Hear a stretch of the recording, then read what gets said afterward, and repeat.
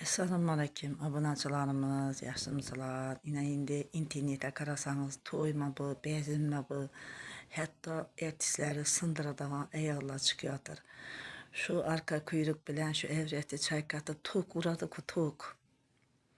Kanada şu tok urdur saladan. Şu tövbe ettim her hıylı usullu etip yoş get de hatırla çarvır giyip, futbol giyip.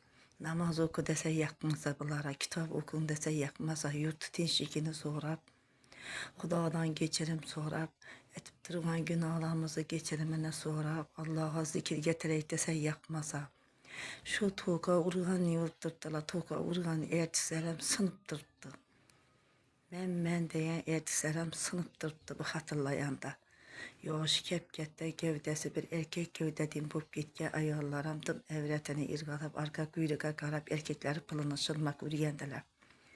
Hava adam lanet oğullar köpeliyordur bula. Xudadan şundan geçirim soran, Allah'dan geçirim soran adam zat aynısa ayarlarına günahsıdım köp. İnternet partlattırıptı.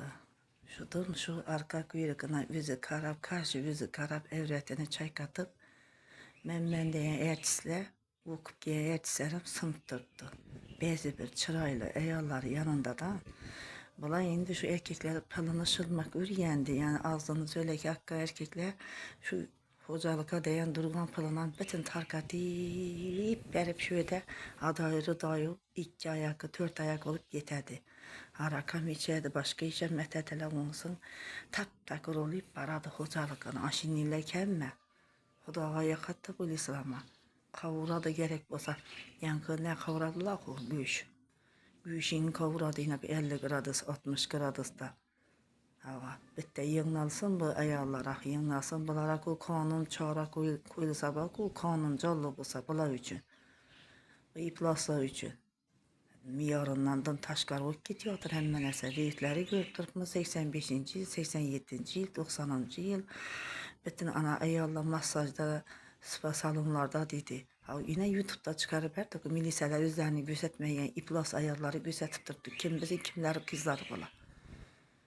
Evretine ot şekiller, masajda ölüyeceler Hudayım. Atayanayız ukalamazsılar. Masaj edip ellerinizi. Bir yana erkekleri yankıdet masaj edip pılşılışmanı yoluna kara karın doyduruşmanı. Bu oku iyi giysiler. Belağınanın merkini iyi giysiler. Açıkçasına yüzlerini gözetip erdenmesin. Şermende buldular. YouTube kanalında gördük. YouTube kanalında. Heyran kalıp oturmaz. Gül dingine bir hocalığı gülleteden eyvallah. Şermende bulup masajxana, spa salonlarda. Akşam internette gördük. Birden eyvallah yürüptü. Otağlarda işle birdiler. Dekançılık ete birdiler. Büyüyüp yaşkına kızla gelirler. Şükür edip. Her spa salonlarınıza o şikayetçilerin.